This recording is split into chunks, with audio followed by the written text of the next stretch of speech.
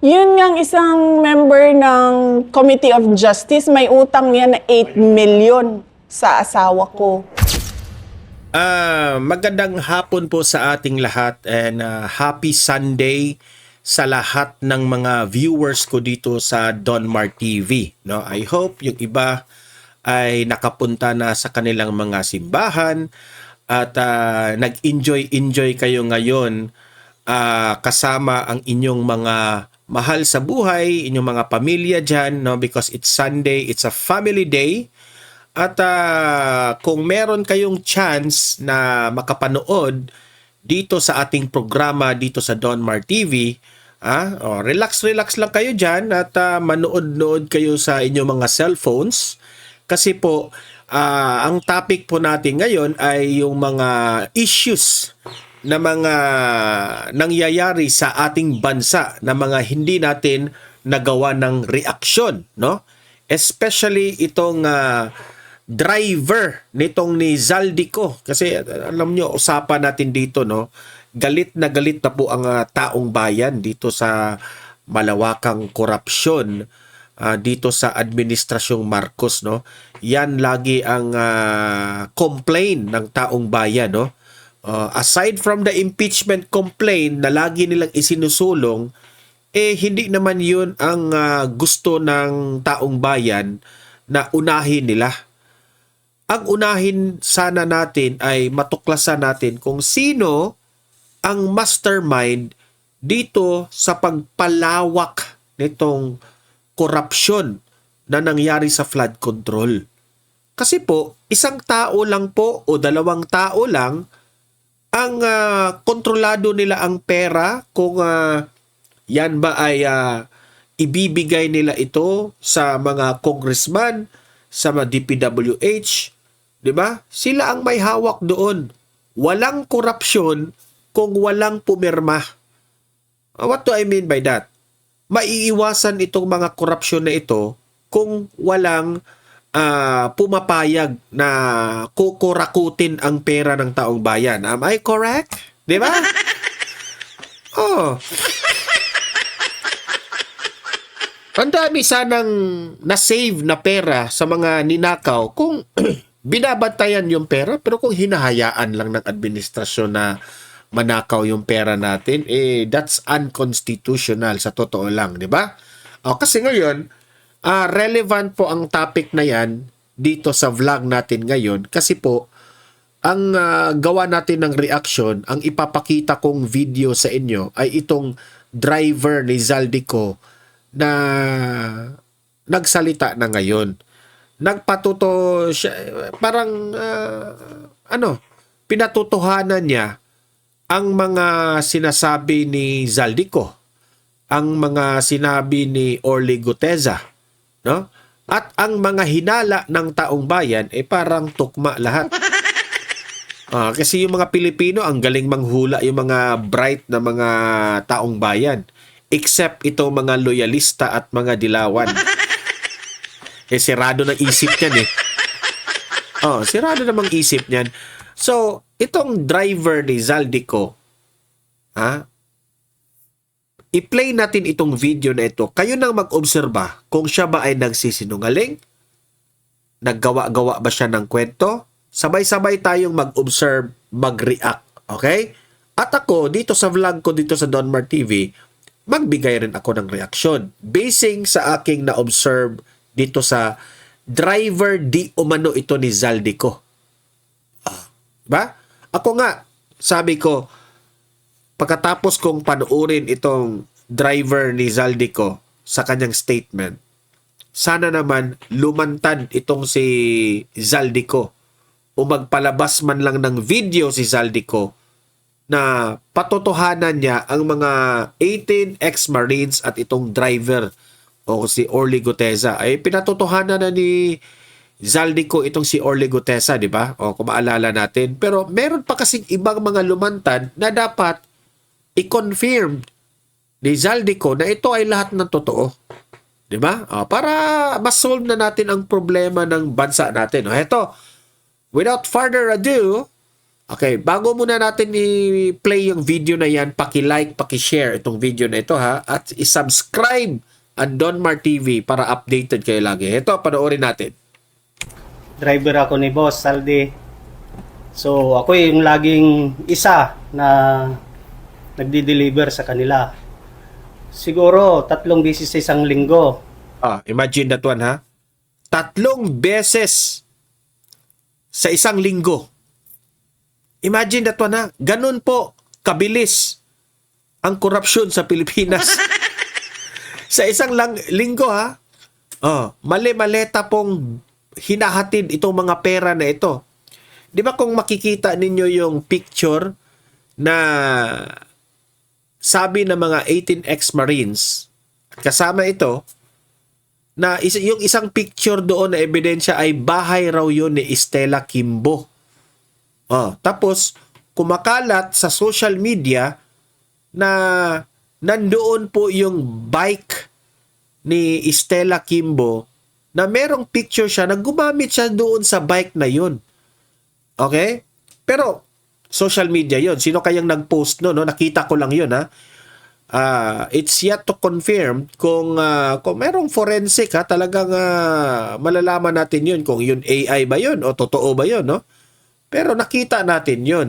Dapat si Stella Kimbo ay lumabas na rin at depensahan niya ang kanyang sarili. Okay?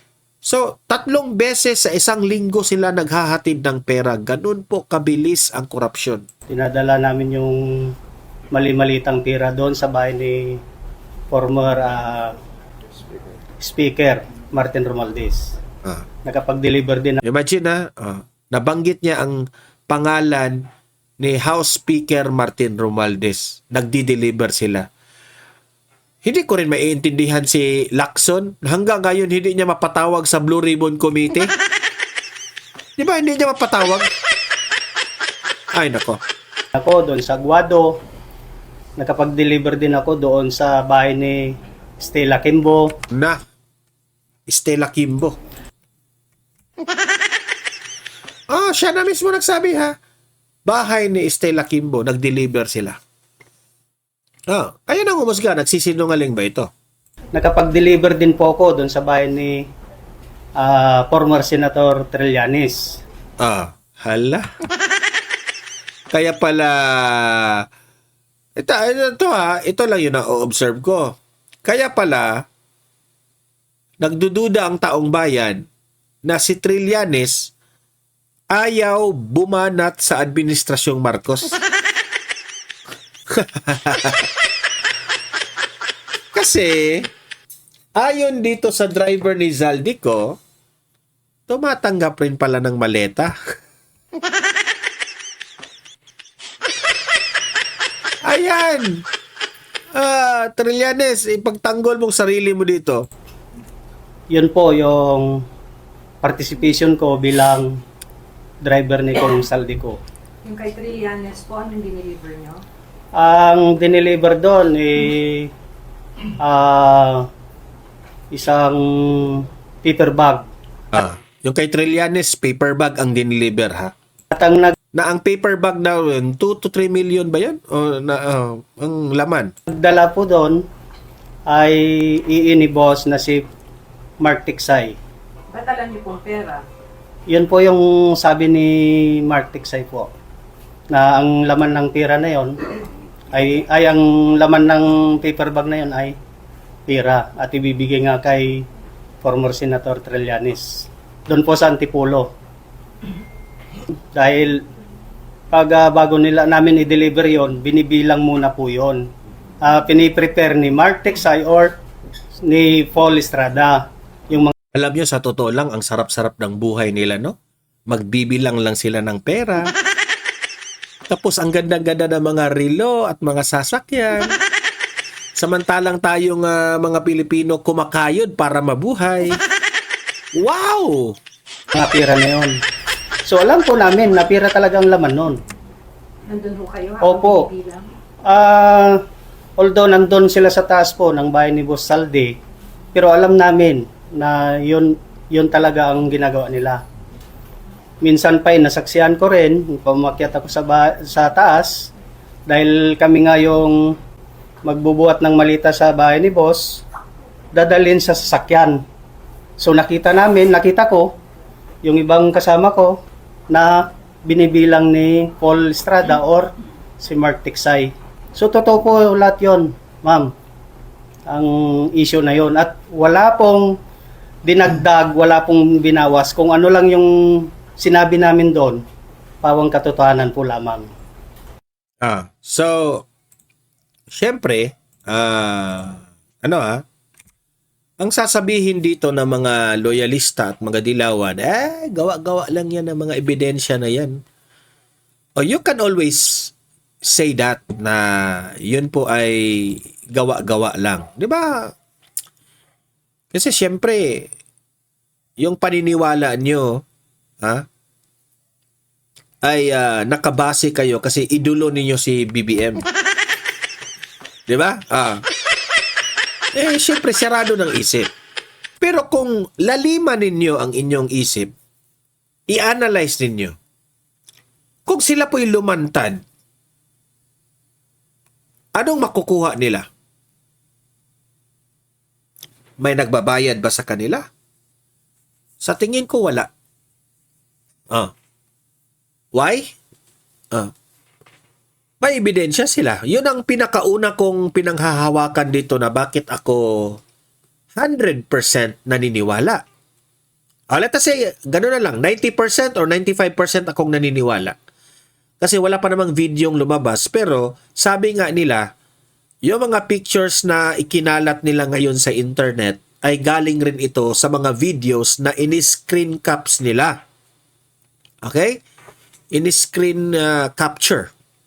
So, alam ko, meron silang mga abogado, itong mga 18 ex-marines at itong driver ni Zardico, na hindi mo na lahat nila ipapakita ang mga ebidensya kasi i-reserve nila ito kung darating ito sa korte. Meron nagsasabi, bakit hindi nila yan dinala kaagad doon sa ombudsman o sa NBI para magreklamo? Alam naman natin ngayong panahon na ngayon, hawak lahat ng administrasyong Marcos. So, ang ginawa nila, inopen muna nila ito sa media, nagpa-press muna sila para alam ng taong bayan, mga loyalista man, dilawan man o mga DDS na meron pong nag-i-exist na ganitong akusasyon. Saka sila pupunta doon sa ombudsman o sa NBI ba para lahat ng taong bayan nakabantay, nakatutok sa sitwasyon. Yan ang purpose nila. Even nga si Remulla umamin na nakausap nila ang ICC. Kasi ang script nila, but ayon pa kay yung mga vloggers, the script is not scripting. Alam mo ba kung bakit? Magkaiba-iba yung statements ni Trillanes at ni Remulla. Iba-iba. Hindi kasi kayo nag-usap siguro sa inyong mga group chat dyan. Ay, nako. Buti pa yung aming pickleball na group chat. Alam namin kung ano yung desisyon namin. Maglalaro ba kami o hindi? Sa kanila, iba-iba yung statements nila. Kasi may grupo kaming mga mahilig kami maglaro ng pickleball. So, kami naman ay syempre, kung ano yung desisyon sa grupo na ito, magbubuking tayo Sunday, maglalaro tayo dito. Ito yung gagawin natin. Ayan. So, malalaman ninyo kung ano yung mga desisyon ninyo. Pero itong si Trillanes at si Remulla, wala siguro itong group chat. Gumawa kayo ng group chat. Huy! Sabi ni Trillanes, wala. Sabi naman ni Remulla, nagkita kami sa ICC. Ano ba yan? Ako naniniwala ko doon kasi may picture rin itong mga 18 ex-marines with the ICC yung mga taga-ICC pumunta dito, na picturean nila, inutusan pa silang pumalit ng o bumili ng dollar para raw ihati dito sa mga ICC member. Ay, nako. Kayo na humusga dyan sa driver na yan, ha? Kasi po, ganito. Alam nyo, sa laro ngayon ng politika, no? Magtataka ka, bakit merong mga congressman na alam mong mali, pero ginagawa nila? Example, bigyan ko kayo ng example, ha? Ang impeachment ni VP Sara, ang accusation nila kay VP Sara is yung confidential funds. Nilulustay raw ni VP Sara ang confidential funds. Itong mga congressman na ito, alam nila kung ano ang confidential funds. Alam nila. Hindi mo pwede sabihin lahat-lahat kung sino ang nakatanggap ng pera dito sa confidential funds. Nakasaad yan sa batas natin. Nakasaad yan sa ating konstitusyon. Na hindi po pwedeng isisiwalat mo ang mga binayaran mo dito sa confidential funds because it's a national security ang pinoprotektahan dito. And national security is very delicate.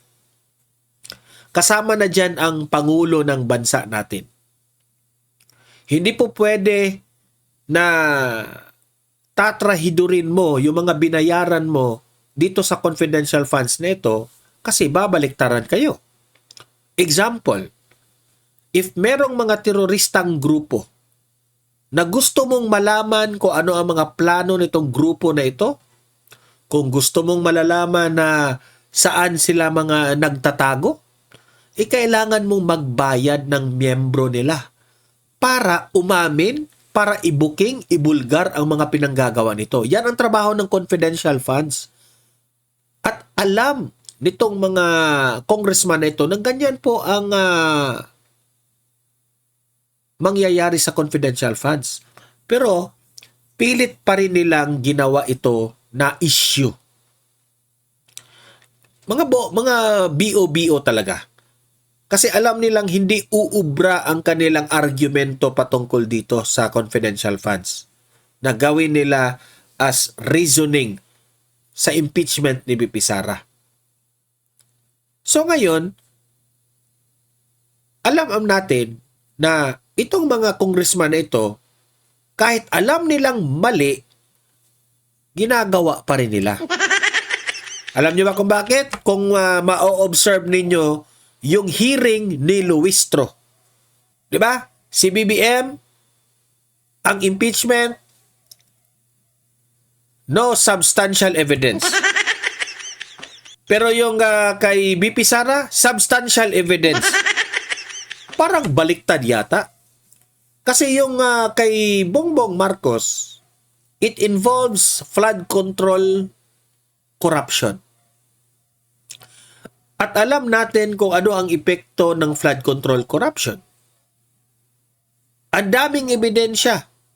Ang daming mga proyekto, ghost projects, at mga hindi natapos mismo sa kanilang lugar, ha? Ebidensya yun. Mga hindi natapos na proyekto na sinasubstandard. Pero anong nangyari? Wala. Binasura nila ang impeachment ni Bongbong Marcos. Na dapat sana yun ang pagkakataon para ipaliwanag ni BBM. Pero itong kay VP Sara, na malabo ang mga ebidensya at ang kanilang reasoning, yun pa yung tinuloy nila na impeachment. Isa lang ang brave doon, si Suntay lang. The rest of the 54 congressmen, mga walang bayag. So anong sinabi ni Vice President Sara Duterte? Yung si Luistro, imagine, may utang pala ito sa kanila. Sabi ni VP Sara, ha? Pero ang kakapal ng mukha na bumanat, itong si Luistro, ang sabi ng taong bayan, mukhang pera raw itong si Luistro. Dahil kay speaker, merong AX dahil kay speaker. Di pera-pera. Luistro. Wala na. Ito ha. Pakinggan natin si VP Sara. Yun ngang isang member ng Committee of Justice, may utang niya na 8 million sa asawa ko. Pero matindi, no? May utang na, nag-aakusa pa. Diba? Kapal na mukha, diba? So, yun ang sabi ni VP Sara, ha? Oo. And speaking of that, VP, posible na ma-impeach kayo ulit sa Kongreso. Kaya nyo bang sabihin sa mga Pilipino ngayon na malinis kayong nagtrabaho bilang DepEd Secretary at bilang Vice President ng Pilipinas? Walang makakapag-question sa trabaho ko at sa mga accomplishments ng lahat ng mga nadaanan ko na opisina. Napakarami ng accomplishments namin sa Davao City noong ako ay mayor noong 2016 hanggang noong 2022. In fact, kahit noong 2010 to 2013. Makikita yon sa mga awards na nakuha. More than 200 awards and recognition ang nakuha ng Davao City sa mga projects and programs na ginawa namin doon sa Davao City. Bumaba ako bilang mayor na number 8 richest kami, number 4 most competitive kami, insurgency-free kami, debt-free kami, walang utang na iniwan. So, walang makakapagsabi at walang makakakasyon sa kapasidad ko na magtrabaho ng maayos. Kahit sa Department of Education, meron kaming matatag agenda. Mabilis namin na nagawa yung pag-roll out ng curriculum. Napabalik namin ang mga bata. Isang araw lang from modular, no classes, balik kayo lahat sa paaralan. Meron kaming basic education report taon-taon. Sinasabi namin sa mga taong bayan kung ano yung nagawa na, ano yung hindi pa nagawa, at bakit hindi pa nagawa. Sa Office of the Vice President, makikita ninyo, konti na lang yung projects namin, 10 na lang yung projects namin doon dahil tinanggal nga yung budget namin. Pero nakikita nyo yung accomplishments namin. Nakikita nyo yung unmodified opinion ng Commission on Audit. Every year, naglalabas kami ng accomplishment report. Every year, naglalabas kami ng pasidungog. Sinasabi namin doon ano bang nagawa ng Office of the Vice President. So wala talaga silang lusot dito kung gagawa ninyo ng kasinungalingan, istorya na corrupt si VP Sara. Kasi lahat, halos nga siguro araw-araw, meron pong accomplishment report. Ganyan po ka-organize si Vice President Sara. Pero si BBM, anong gagawin natin? Isa sa mga proud and honored ako na kasi lagi ako sa trabaho, sinasali ko talaga yung mga kasama ko eh. Kasi ako lang naman yung nag-iisip at nagsasabi, ito ang gawin. Lahat nung kailangan gawin sa baba, kasama ko sa opisina yung gumagawa nun. Proud ako sa accomplishment nila na nagawa nila yung Disaster Operations Center. Wala yun sa kahit anong dating opisina ng Office of the Vice President. Proud ako na instead of 6 years, ang aming tree planting activity ay natapos ang 1 million trees sa 3 taon. So, ibig sabihin, mas makakatanim pa kami ng mas marami pa. Baka akala ninyo, ano ba yung mga project ni VP Sara? Tree planting. Minamaliit ng mga dilawan at mga loyalista yung tree planting ni VP Sara. Pero hindi ninyo alam, ha? Yan tree planting na yan, malaking bagay yan. Alam nyo ba kung bakit binabaha tayo? Alam nyo ba kung bakit yung mga flood control, walang epekto yan? That is a secondary protection sa bansa natin. Yung gagawa ka ng flood control, 'di ba? Billion, halos nga trillion rin ang ginasta natin diyan sa sa flood control na 'yan. Pero itong tree planting na minamaliit ng mga loyalista, na ano ba 'yan? Yung Vice President, yun lang ang proyekto mo. Vice President tree planting? Don't you know ang tree planting after 10 to 20 years, isa ito. Ha? Alam ko. Grabe ang isip nitong si VP Sara. Ha? He is 10 times ahead sa mga politicians, na mga pulpul na mga politicians, sa mga bobo na politicians. After 10 to 20 years, malaking tulong po ang tree planting na yan kapag yung mga itinanim nilang mga puno. After 10 to 20 years, isa pa ito sa mga makakatulong in the future na maibsan natin ang problema sa baha. Oh, kung titingnan nyo yung gubat natin, unti-unti ng wala na. Di na kagaya ng dati. Oh, alam nyo ba kung bakit yung Manila laging binabaha? Tingnan nyo geographically sa mapa. Yung mga malalapit na diyan sa Maynila. Tingnan nyo ba kung meron pa bang mga kahoy diyan nakapalibot? Nakakatulong po yan na ito mga kahoy na ito yung that will serve as na mag-a-absorb yan. Sa isang kahoy, no? Maraming maa-absorb diyan sa ilalim. Yung isang kahoy, a-absorb yan niya paangat, sa ilalim rin may mga gamot-gamot yan diyan. If you plant more trees, nakakatulong po ito. That will balance the yung ating buhay, no? Hindi nila inisip ito. Ang alam ko lang na gumagawa nitong tree planting na ito, si Pastor Apollo Kibuloy at itong si Vice President Sara Duterte. Si Bongbong Marcos, wala. Ito yung mga bright na mga politicians, bright na leader, Pastor Apollo, itong si VP Sara, yun yung mga bright. Ha?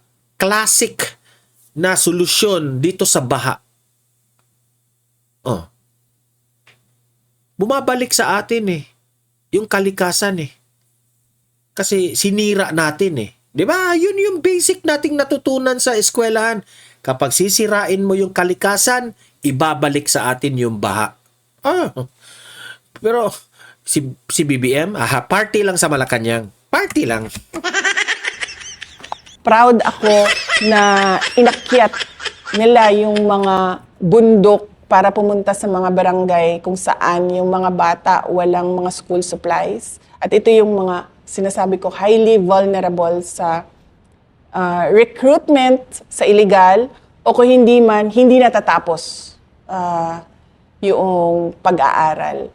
So, napakarami ng accomplishments namin. Walang makaka-question sa trabaho ko at sa kapasidad namin ng team sa Office of the Vice President na magbigay ng maayos na programa at proyekto para sa taong bayan. At yan ay bawas pa ang budget ng opisina. Sara. Sanay ako sa kulang ang budget. Dahil dati noon sa Davao City, kulang yung budget lagi. No?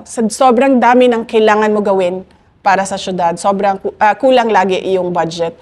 Pero nasa kasi yan maayos na pagbalanse noong mga kailangan mo gawin at pagbayad ng obligasyon mo.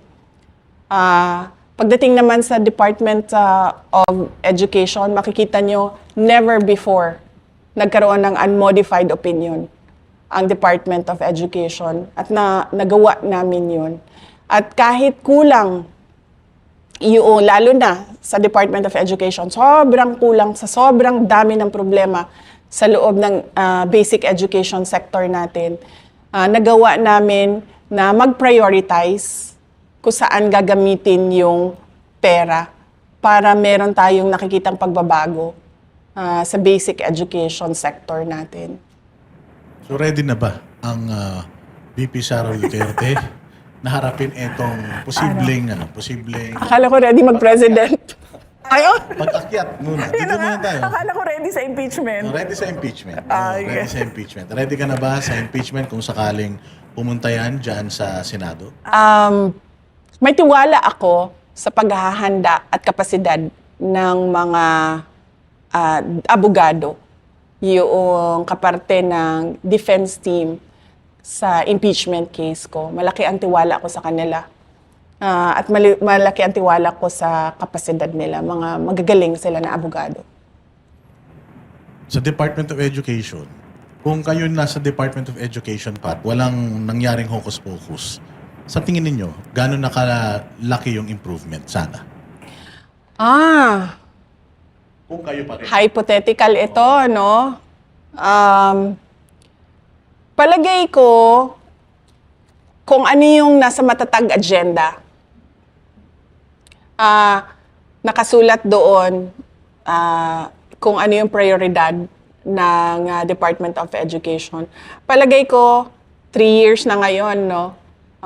Meron ng mga na-accomplish doon at nagawa na doon in 3 years.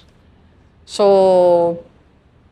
hindi ko lang masabi ngayon exactly kung saang parte sa matatag agenda yun doon kasi nagbabase din tayo sa budget taon-taon.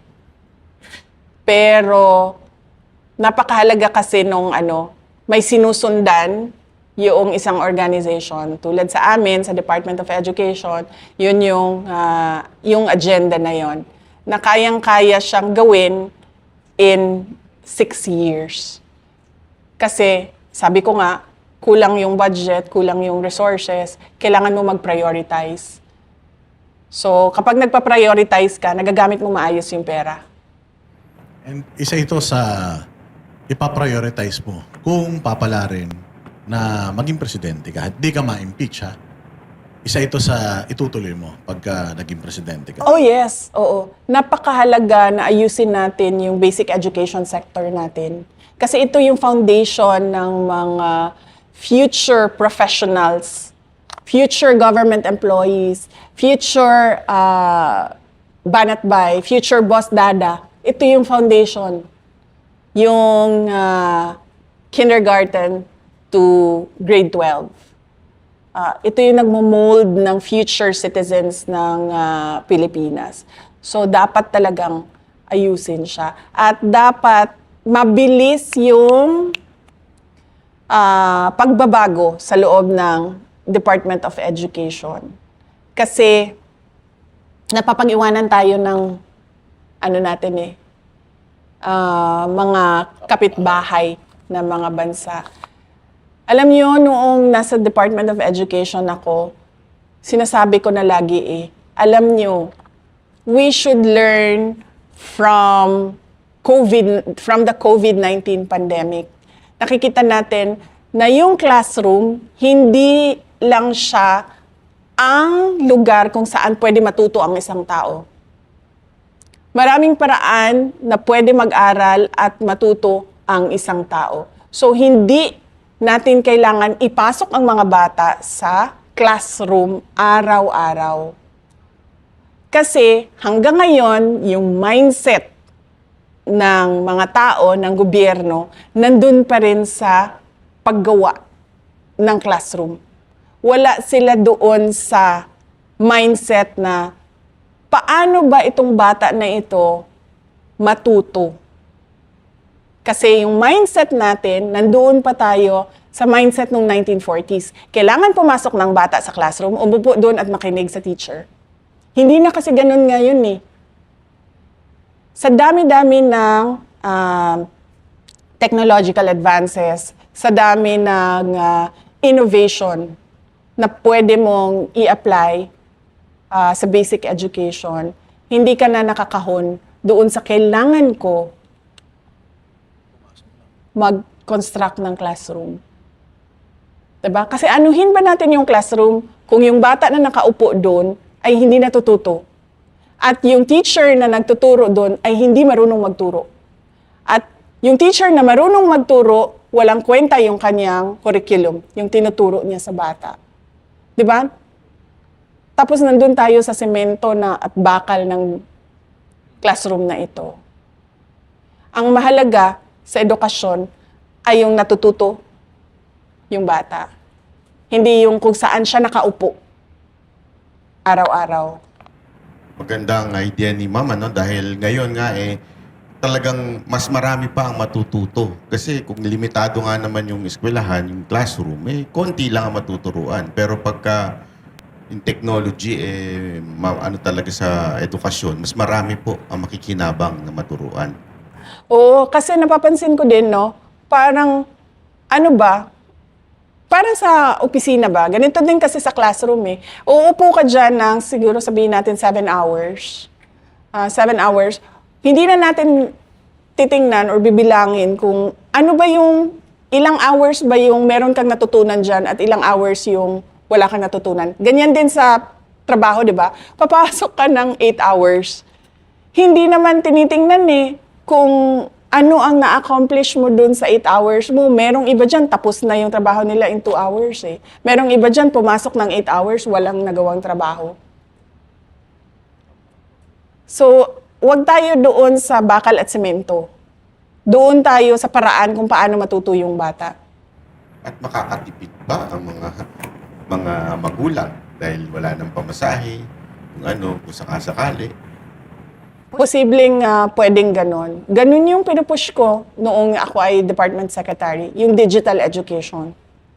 Dahil yun naman yung trend ng generation na ito. At yun din yung trend worldwide.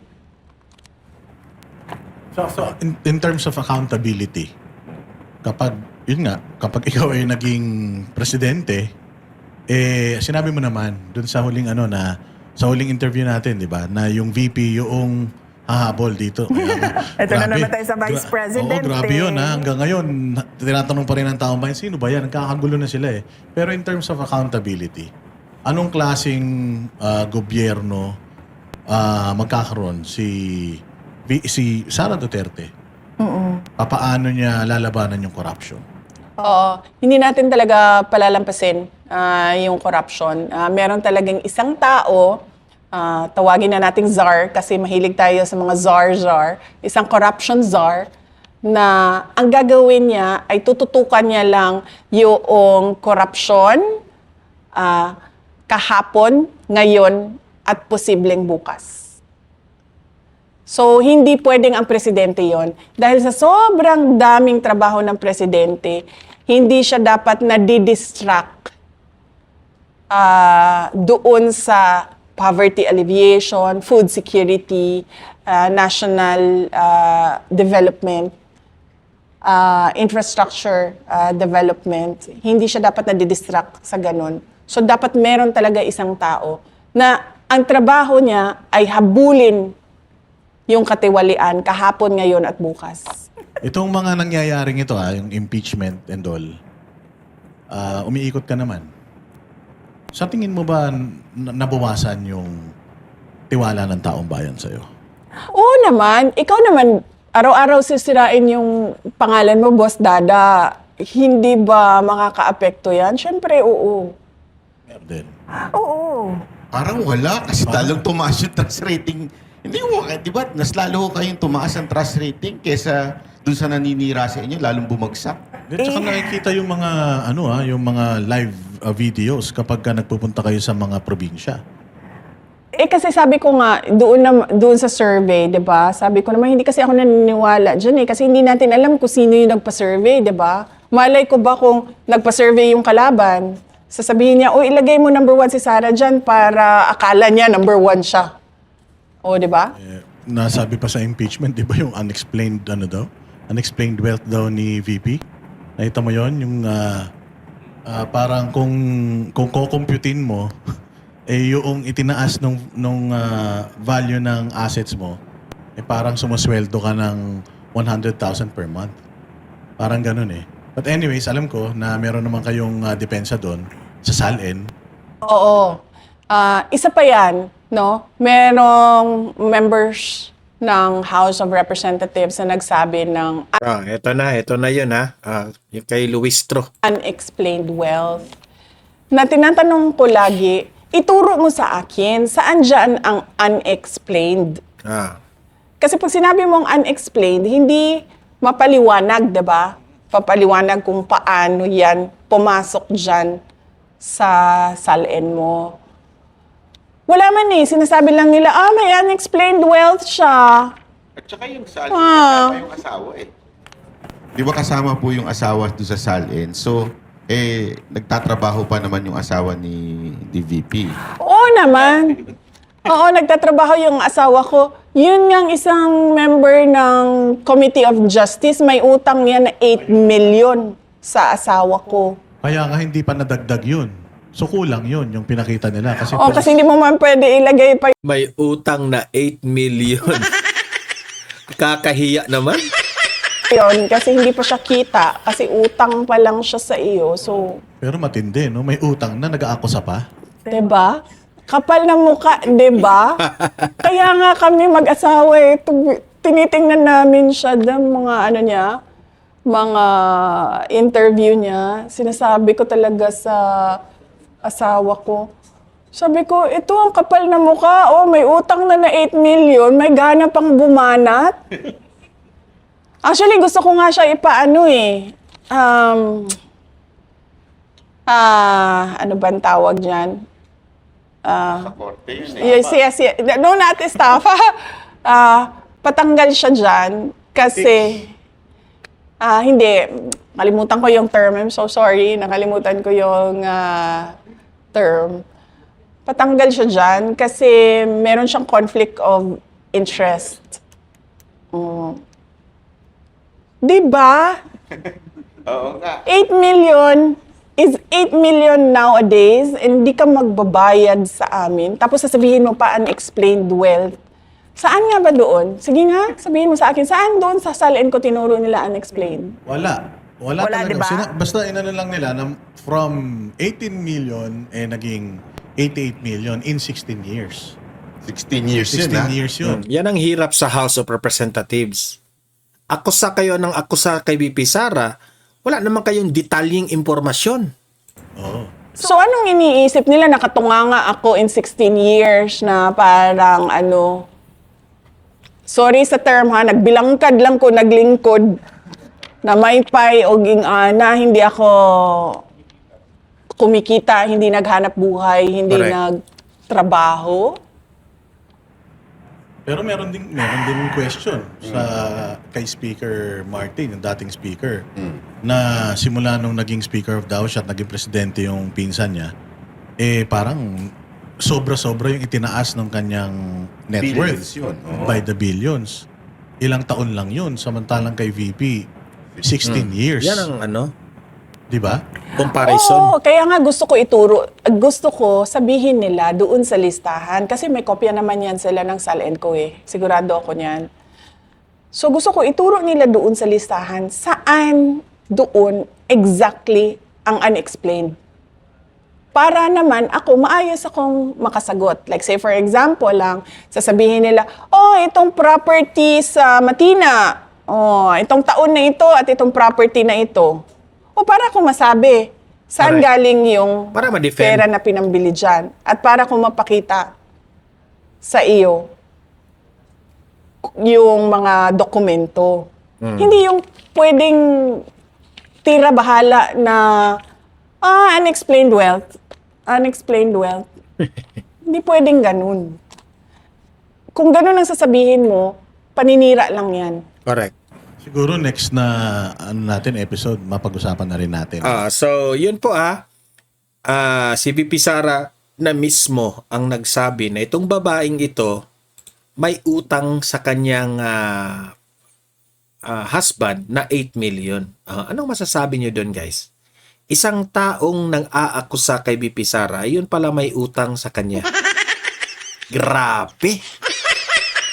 Okay, ano na lang, pa-comment na lang sa comment section sa inyong mga opinion, at babasahin natin yan, anong masasabi niyo diyan sa mga House of Representatives, di ba? Paki-like, paki-share at subscribe, follow na lang sa Donmar TV para updated kayo lagi, okay? See you in my next video. Have a great day, have a great night. God bless po sa ating lahat. Mabuhay ang Pilipinas and God save the Philippines. Bye-bye.